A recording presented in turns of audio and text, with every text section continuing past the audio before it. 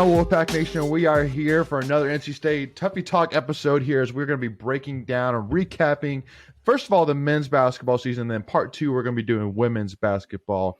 But again, first one here, talking a little bit here about today, about your 23-11 NC State men's basketball team that definitely had a lot of highs, a lot of lows, for sure. And obviously it was great to see us back in the NCAA tournament again for the first time since 2018. It was definitely a bummer to get sent out in the first round from Creighton. But again, we'll definitely kind of break that down piece by piece here. But kind of give me, Michael, your first, just kind of thoughts recapping the season. Are you happy with the season? Are you sad about how it went? Disappointed? Like, what's your kind of initial thoughts about the season as a whole?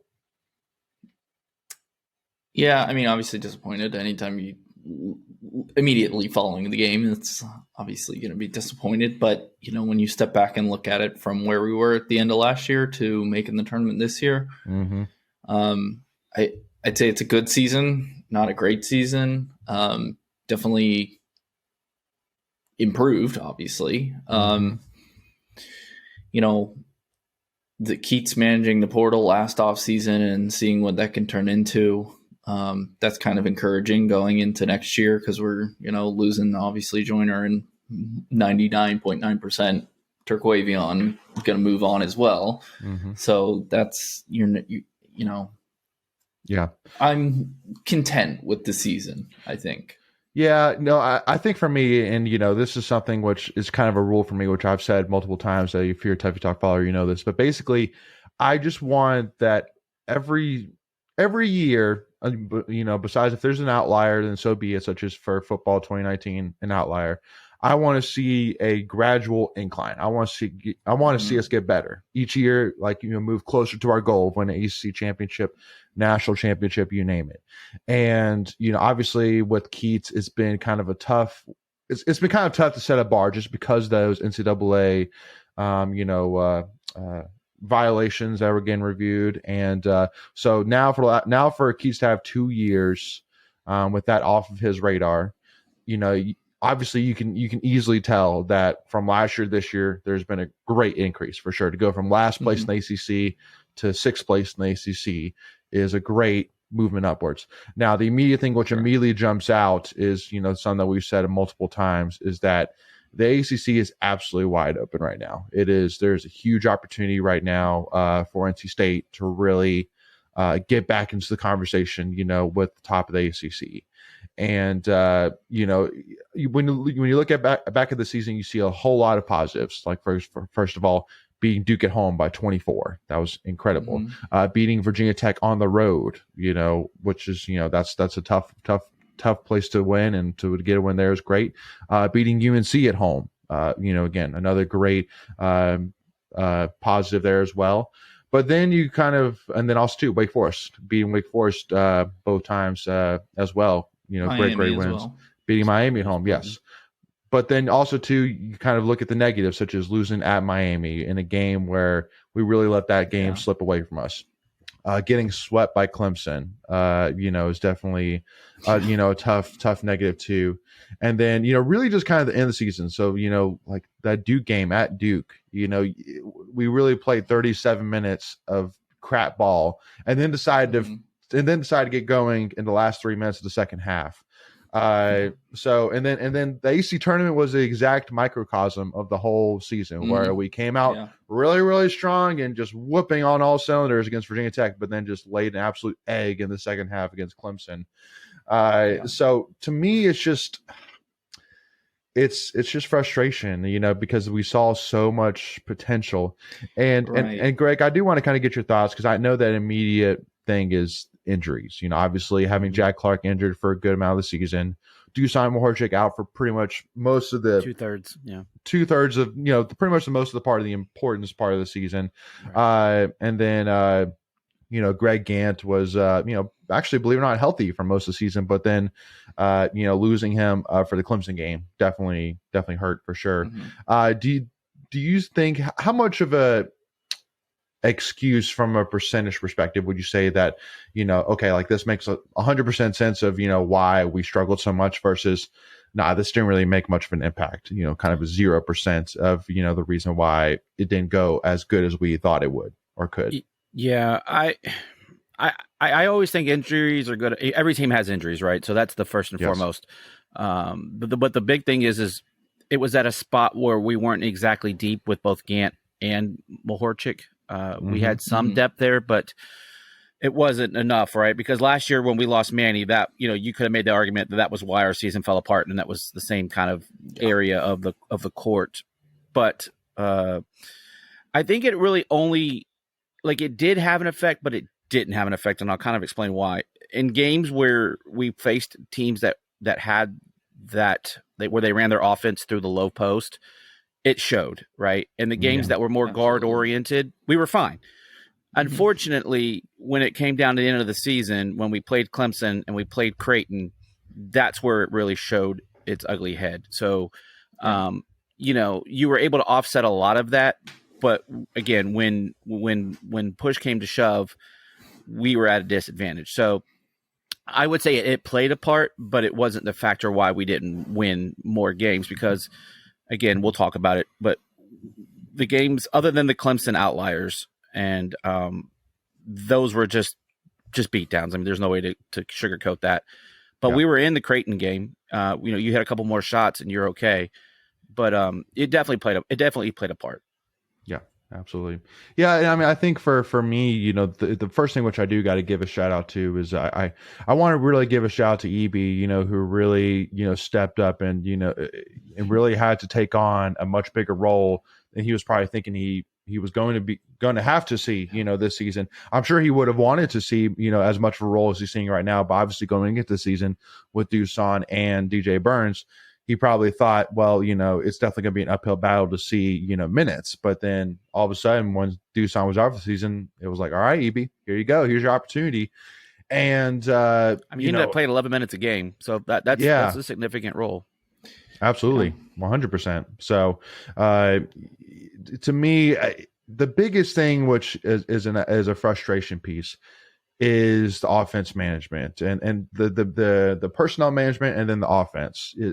Obviously seeing the more vanilla scheme, it just seemed like my biggest worry is that with Keatts, we're getting what we kind of got from Gottfried, where basically with Gottfried and his teams would go as far as the talent would take him, meaning that basically, like, for example, when we did our run with, through LSU and through Villanova, Trevor Lacey had a lot to do with that team. Like, Trevor Lacey really was a leader. He was an amazing player that really kind of piggybacked a lot of that team and really kind of helped move that team, all the way through to the Sweet 16. And then obviously Godfrey's first year, I mean, he got handed a pretty daggone good team, handled by Lorenzo Brown. Yeah, Scott Wood. Yeah, CJ Leslie, Richard Howell, you name it. He got handed a really talented team. Yeah. Well, TJ wasn't there yet. It's his second year. That's right. Next year. Yeah. So that's just kind of my biggest worry, is that did we do really good this season just because Keatts did such a good job recruiting or did such a good job in the transfer portal to get a guy like Jarkel Joyner, who could finally be the point guard / quarterback of our team, and also to getting Terquavian to buy into this program, be that leader, and find a diamond in the rough in DJ Burns, who for a couple of games this season really came through big for us, but just was very inconsistent. And also too, I just don't think we ever really put him in a position to be the boomer bust, not necessarily to give him easy baskets. That's kind of another thought to it as well. Yeah, for me, I thought that Keatts pushed all the right buttons in the offseason with bringing in the transfer portal, bringing in the new assistant coaches. Yes. Now, conversely, I would say that he didn't push all the right buttons during game, or doing game management. It felt like at times, like you kind of mentioned, the offense at times seemed stagnant, where it felt like a lot of ISO ball in the games that we did have a lot of assists. It felt like those were coming off transition more so than running offense. Mm-hmm. But I mean, that's kind of what Keatts has been known for. I don't think that his offensive philosophy has changed, other than we did see a somewhat of a shift in bringing in more big men, where that was something that we hadn't been doing the last few years. Which, thank goodness. So, Yeah, right. So there's a lot of good there, but there's also like still some head scratching to go on. So, obviously the first 24 hours after a tough loss, especially in the NCAA tournament, there's a lot of emotion going on with the tweeting and, just the raw emotion of things. But I think when you sit back and just look at things, I think, I don't know, and I'm still, and if we had Macon on here right now, he would probably say that Keatts has got to go. I won't put that officially in his mouth, but it just feels like at times that's kind of been his thing. And he's, probably the most basketball junkie of us all, but I don't know. Like Keatts still hasn't won, and he's only won 2 ACC tournament games, and he has not won any tournament NCAA tournament games. So yeah, I feel like the seat is getting warm. If you have like the little heat seat thing on your car, I think you put it on the first dial. I don't think you crank it all the way up, but you're definitely turning it on. No, I mean, getting the program's record for most AC wins combined with finally getting back to the tournament, right? Yeah. So again, that's a great point because this was the most wins I think since the '74 team for conference wins. So, right. What do you like? Yeah. Are you mad? Are you not mad? Yeah. It's so frustrating. That's what I was saying. I think it's like you're content with the season. I think so. Obviously excited. Mm-hmm. Well, yeah, it depends on what you value there. But it's not overly successful, but it obviously is a big improvement from where we were last year. And let's not get it twisted. We were underdogs in both the games we lost in both the ACC tournament and in the NCAA tournament. So it's not like we went out and laid an egg because we were like the number 1 seed, right? We weren't Purdue. Right. I mean, you can imagine their fan base today, what they're saying. True. Yeah. Well, especially with, as, one of the most talented players in all of college basketball and their center for sure. But and Eddie. Yeah. ED. Yeah. But I mean, and another thing too, which I like is that, we went 15-2 at home, which I mean, that's definitely a great positive, to really sell the fan base on saying, hey, if you come to, to a game at PNC Arena, you have a very high likelihood of seeing a win. I mean, and with what we already just said, 2 of those were, one was against Duke and one was against Carolina. So you beat your rivals at home. So so you're telling people and Wake. Come, and Wake. Good point. And Miami, that was another home win. So we already mentioned that. But those are 4 quality opponents that you brought into PNC and you handled your business. Like if you're not coming out, and we've said this with whether you're donating money to the program or if you're just going to games. If you're not going by now, you're not going to go. Like, just stop looking for excuses and just say, "Hey, look, I'm not going to support him," and that's fine. Like, they would. I think athletic teams as a whole would rather you be all in or just get the heck out. Well, and I mean, obviously, it's not what we want. I mean, but and I get what you're saying, where it's just like, listen, like at the end of the day, again, first of all, these guys work tireless hours. These players work their tails off, to be the best team, the best player they can be for NC State. So, that's why to me, no matter what, no matter if you're happy with Keatts, not happy with Keatts, whether you're frustrated, if you're thrilled, you should be there to support these guys. Simple as that. I mean, because again, first of all, it's like, listen, hey, in basketball, it just takes one game. It takes one day. It takes one opportunity to turn the whole season around. It's one game at a time. So kind of really looking back at this, at this class though. So obviously, kind of thinking about next year. So the only guys which are gone are Jarkel and Chase Graham and who? Who's the third one? That's it. I mean, for sure, that's not coming back is Joyner and Graham. I think they've exhausted all of their eligibility. Yeah. So, I mean, if you kind of had to rank your guys on who you felt the most confident coming back, well, first of all, I have to, talk about DJ Burns. His Instagram post was very, very interesting. How he basically said how he, really kind of took some time to reflect on his performance against Creighton, how he wasn't happy with it, but how, we did some really great things this season.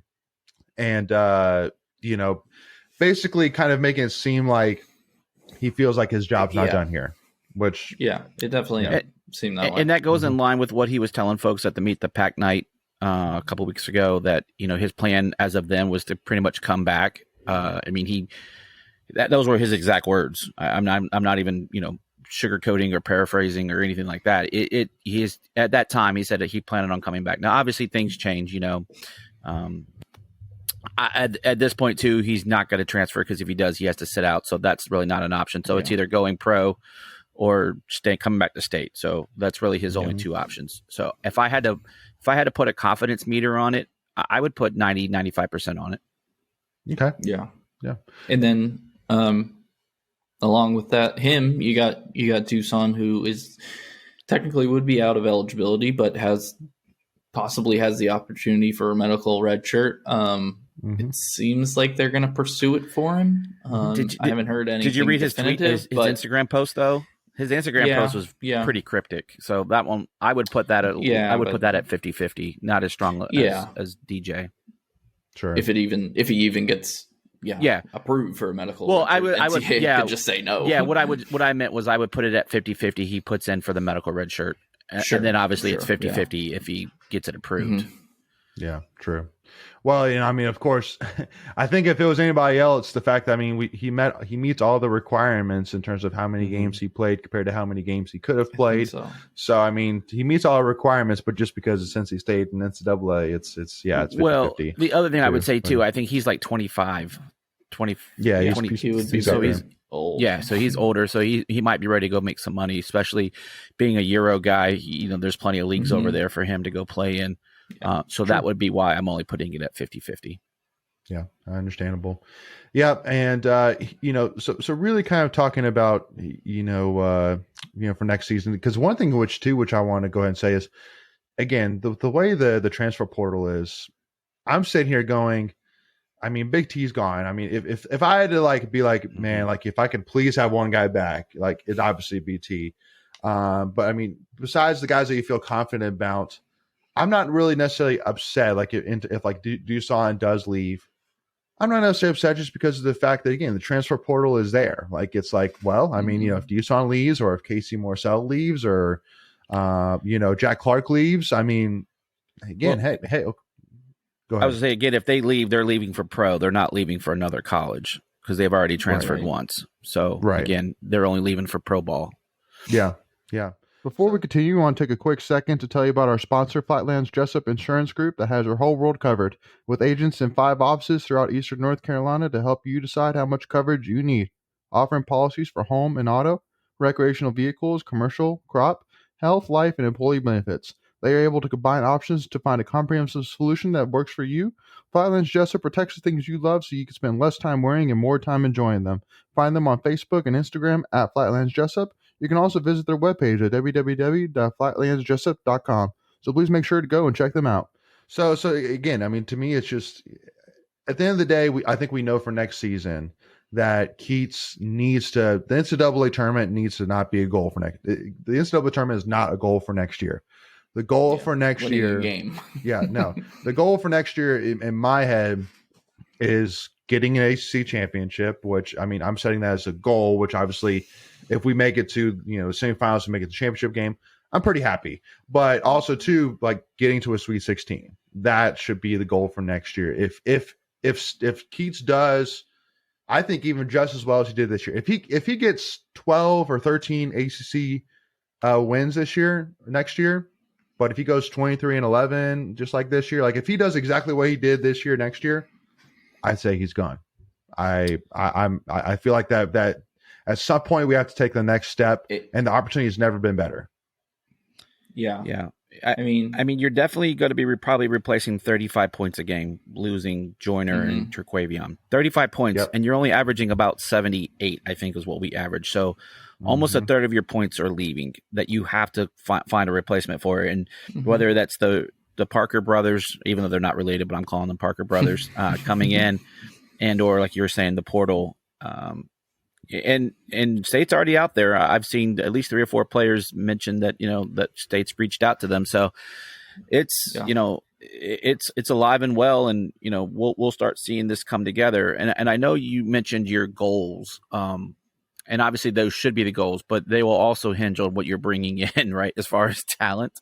Yeah. And there were so many questions, but conversely, we brought so much in that was new. We didn't even know how this was going to play out and gel. And it turned out really well. So I still think, even with you mentioning the goals, I still think regardless of what you bring in, that should be where your focus lies. Yeah. I feel pretty confident, more confident going into this portal off season than I did last year. Yep. I mean, obviously it was hard to be confident after that season, but just knowing, basically last year Keatts had to replace the whole roster besides T and Marcel. But even he could have ended up not starting if, the roster shaken out a different way. But, now he does have to replace a lot of scoring, but, that's kind of a positive because the top guards in the portal see what T and Joyner did, especially Joyner being a transfer coming in. It makes it an attractive position. True. And just seeing how, they did, like you were saying, getting them, it was great getting those guys, but the key was going to be see how they play together, see how they gel. Yeah.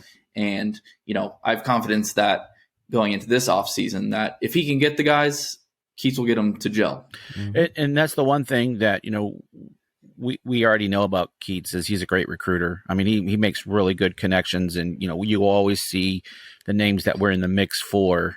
And like you said, Michael, having put tape, having stepped up in conference, where you were picked 10th and you end up 6th, and then making it into the tournament when you looked at last year after the season was over, the early bracketologists didn't even have us in the picture or in the conversation. So the fact that he did all of that where, there was no expectation for anything big, just goes to show that you can go play and be successful at state. Now, I will say he's got to go find somebody. We've seen how this team plays without the point guard, a good point guard. Good point guard is not really the right answer, but the right point guard. We struggled mightily. So everything runs through that point guard in this system. So he has to go find the right person. Yeah. Well, and again, at this point, it's that even though LJ Thomas and Breon Pass are sitting there basically almost seeming like the obvious choice to, kind of step in and take over, I'm saying at the end of the day that this upcoming season is so important for Keatts that you can't rely, even though Breon showed a lot of great minutes, especially the last month of the season, solid potential, but I just don't see that elite point guard potential out of him. Well, so also think about this too. This was not Breon's first year in the system, right? So this is his second year. So you would have thought that you would have seen more of a jump, and we really didn't see that. With that being said, though, I think he's got a role on this team, and I think LJ is a really good defender, and he hit some big shots at times. His problem was he just didn't get the minutes. I think he averaged like less than 8 minutes a game. So, but I thought he scored at a good clip given his minutes. Yeah, he was pretty efficient when he was in there. And the crazy thing for me too is that we actually had 4 different players that shot over 33% from the 3-point line. Interquavian shot 33.6. Jarkel shot 35.4. Casey Morcell, even though it seemed like he really slumped off, as the season went on, he still shot over 41% from the 3-point. You're not going to count Jordan Snell at 100%. Yeah. And then LJ Thomas shot 9 for 19. So, which that's even still 50%. Yeah. That's still pretty good, even though he only attempted 19 3-pointers. But I think that's really a big key right there is that you're losing to Quavian, you're losing Jarkel, and then if you lose Casey, then you got to find some 3-point shooters out there for sure. That's definitely got to be a focus. I think Casey's coming back. If I had to again, I would probably put him at 80% coming back. Just feels from just talking, just some of the things that he said around people. He seems that he really likes Coach Keatts, and if you look at the right before the tournament, Coach Keatts doing that interview question at him. I don't know if you guys saw that, and so I think they have a really good relationship, and that's half the battle in keeping these kids to stay around in the program is the relationship. So if you've got that going on, that already puts you a leg up for retention. True. And one thing too, I want to talk about is Isaiah Miranda, who's the 6'10", 6'11", I think he's actually center. 7 foot.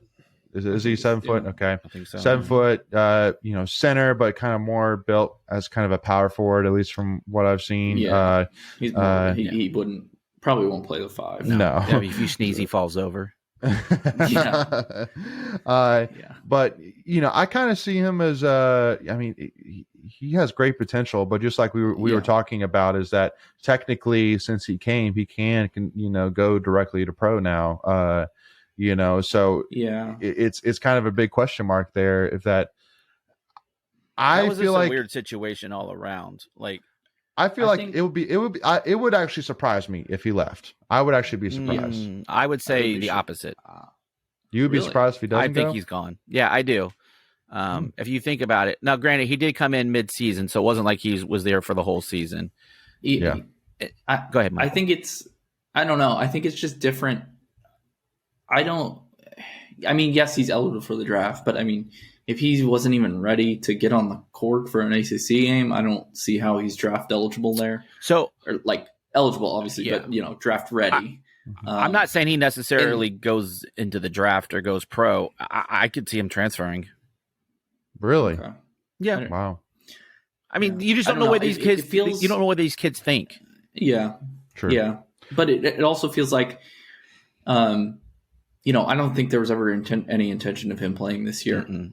It's in football, we have January enrollees all the time. It's just with basketball, the season overlaps that January period. So it's like if he's enrolling and not playing, it's like, okay, what's going on? Yeah. But really, I think it's just getting him in the program a semester early. He'll be able to practice with the team all off season, and he'll be a step ahead of every other freshman coming in the fall. So at least that's what I hope. Who knows? He could be gone tomorrow. Yeah, and I haven't heard anything one way or the other, but I also know people just do the wackiest things now. We don't know if he gets an opportunity, whether that be pro or at another college. Maybe someone tampers and throws some NIL at him. We just don't know. So that's because there was so much mystery around him. That's why I put him at 50-50, just because you didn't get a feel one way or the other. So I'm just the one thing I will say was Meet the Pack night. He was one of 2 players that wasn't there. So take that for what it's worth.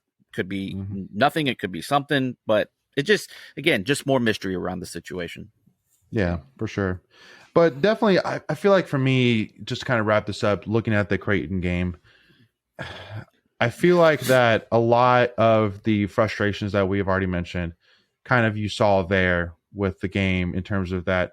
Finally, Jaquavian stepped up, and a guy that 6 of 7 games through the AC tournament, he scored 15 points or less. Which, for a guy who was averaging close to 20 points a game, that's definitely not what you want to see, especially in the most important part of the season, which is the end of the AC season, obviously into the AC tournament. And so for him to go off for 32, but him being pretty much the only guy that was truly productive, Jarkel had 13, but he shot 18 shots in order to get those 13 points. So, and he was 0 for 5 from 3. And I know that you and Greg, when you and I did the watch party, we talked about that one point with like 4 or 5 minutes left where we got the block on the 7-footer and we went in transition. Jarkel caught it at the diagonal corner of the 3-pointer and at the wing, and had an opportunity to really hit a 3 to really just take the roof off the place, just change the momentum, and just couldn't quite get it done. And it rimmed out. It just, to me, that just kind of shows that once again, it's like missed opportunities, but also too that I just feel that overall that we just got to find a way to do a better job of getting our players in a position to have easier opportunities, more easy opportunities than hard opportunities. Like give players opportunities to make easy layups or make easy, with space, mid-range shots than these floaters from basically just inside the 3-point line, or, having 2 guys defend it off of you and you're trying to, lay it off the glass. Those are tough shots. And so that's really kind of my biggest thing is we just got to figure out a way to do that, whether that's, holding on to a guy like Isaiah Miranda, bringing in more guys that have length, but also can that also are fast. I don't know. That's Keatts' job to figure out. But I mean, to me, that's kind of my thing when I look at this box score. That's just the most frustrating thing. Well, for me, and I know we want to wrap this up in the next few minutes. T was just feast or famine. Looking here at his last 5 games, 8 points, 10 points, 30 points, 11 points, 32 points. When he was on, he was amazing. But with that being said, and you could look at how many 3-pointers he made throughout the season, but it was not at a great percentage. He threw up a ton of shots. Mm-hmm. I would like to be able to figure out, and I know this really isn't Keatts' system, and I know the whole dichotomy of basketball has changed where they like the 3-point shot over the 2-point shot. But here's the thing. The 2-point shot most times will be a much higher percentage shot. And so absolutely, like you'll shoot more of those, but you're putting in points. And when our guards were on this year, we were unstoppable. But again, not when you come out not knowing that the result of your game relies on 2 guys shooting the ball at a high clip, that's putting a lot of eggs in one basket, where I would like to be able to spread that out and feel confident that, we don't have to shoot a 3-pointer every time we come down the court. Because here's the thing, and you saw this in a lot of games where the games got away late, we were forcing a lot of threes just to try to climb back in games. Mm-hmm. So if there was a way to be able to, like the women, and we'll do a women's preview, or a recap, I love the way Wes works inside out, and I wish somehow we would kind of take that philosophy on with Keatts and the men's side as well. And the one thing which I'll add before I give you, Michael, let you kind of give us your final thoughts, is one of my another frustration I have as well is like kind of talking about DJ Burns, is that I feel like that a lot of times when we would get him the ball, he would have the ball for way too long to where it gives opportunities. He'd get the ball too far out. And then basically if he's having to dip his shoulder, 8 times in order to get, decently close to the basket, just one of those can be an easy, okay, times like the defender times it just right and bumps off, and then boom, charge foul. And so it just, again, just goes to, once again, you're putting DJ in a position to make a really tough play, but also be really lucky. Hopefully the defender doesn't time it perfectly, so that way the ref doesn't get a charge call on him. So yeah, I'm with you, Leighton. Give it to him on the block, or give it to him one step off the block. Let him make 1 to 2 moves and put his ball in, instead of having 7 steps backing up into the guy. And then it just becomes a man-on-man will sandwich, and then he turns over, and then the guy falls over because he's probably 30 pounds lighter than DJ. At least, yeah. Right. Yeah. Go ahead, Michael. What's your final thoughts, man? Yeah. Well, just I guess it's on the offensive piece. I've never really had a issue with Keatts' offense. I mean, he's been top. I think it's top 6 in scoring every year in the ACC, including last year when we won 4 ACC games. But Michael, I would counter that because our defense leads to some of those easy points, right? Yeah. So I would like to see the half court comparison. Yeah. Yeah. No, for sure. And especially. And part of that is because defense has always been Keatts' weak spot, so you have to score a lot. But the thing I think would help a lot is having bigger guards. For as good as Jarkel was, he was 6'1", maybe 6'2". Mm-hmm. T was 6'4", but he was 165 pounds. If you get some bigger guards who can absorb the contact better, because T at the end of the season, and I think some of that had to do with the UNC game and taking that fall, but he was just always falling away from the defenders when he would drive to the hoop, and he would do it all the time. Yeah, he was always going to the rim, but he was always falling away. Yeah, and you're not going to get it falling away. No, so yeah, that's just another note that I would like to see in the transfer portal this offseason. Get some good guards, and especially if they can be maybe in that 6'3" to 6'5" range. Mm-hmm. Get some bigger guys in there. I think that would help out a lot. 100%. Yeah. Also, again, definitely hoping that we can continue to see this upward trend here for next season. Definitely, definitely a first step. I think again, I could speak for all of us when we say that we want Keatts to be the guy, to be successful. We don't want to have to start all over again.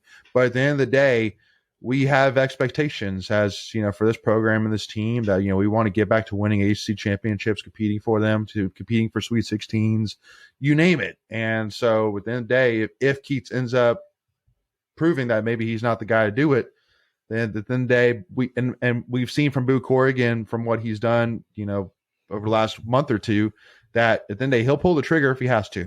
So good for that, and definitely looking forward to that. But again, I want to give you a huge shout out to Wolfpack Nation again for supporting these guys. As the team really started to show the potential that Keatts even said that they had to earn, then the fans started coming, and the support was there. PNC was fantastic, specifically against the UNC game. The last two games were sellouts. Awesome.